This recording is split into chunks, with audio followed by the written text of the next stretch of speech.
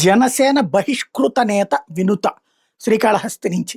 ఆమె మొన్ననే ఒక వీడియో రిలీజ్ చేయటం, రాయుడు అనేటటువంటి డ్రైవర్‌కి సంబంధించి చనిపోయే ముందు అతను మాట్లాడింది. ఆ తర్వాతన నరసింహ యాదవ్ అంటే అప్పుడు ఎవరైతే అక్కడ ఉన్నటువంటి బొజ్జల సుధీర్ రెడ్డి ఎమ్మెల్యే దాన్ని ఖండించడం, వినుత ఇట్లాంటి డ్రామాలు ఆడుతోందని చెప్పడం.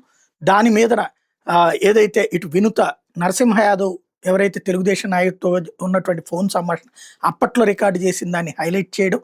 అంటే ఈమె డబ్బులు అడిగింది ఎలక్షన్స్ అప్పుడు కూడా 8,20,00,000 అడిగింది అన్నటువంటిది, ఇదే 8,20,00,000 అడిగిందని ప్రచారం చేయటం. అదేమి లేదని అప్పుడు నరసింహ యాదవ్ నేను మాట్లాడతానని చెప్పినటువంటి ఆ వాయిస్ని ఈమె రిలీజ్ చేయడం, ఇదంతా జరిగింది. అంటే స్టెప్ బై స్టెప్ జరుగుతుంది. ఇక సుధీర్ రెడ్డి సీరియస్ అయినట్టున్నాడు. అంటే అధికారంలో ఉన్నటువంటి వాళ్ళు ఏం చెప్తే అదే జరుగుతుంది కదా, అందులో ఈమె బహిష్కృతమైంది జనసేనలో నుంచి. కాబట్టి బొజ్జల సుధీర్ మీద పోస్టు పెట్టినందుకు గాను, కోట వినూతకి న్యాయం చేయాలి అంటూ పోస్టు పెట్టేందుకు గాను వెంకటగిరి జనసేన నేత వెంకటేశ్వర్లుని అరెస్ట్ చేశారు.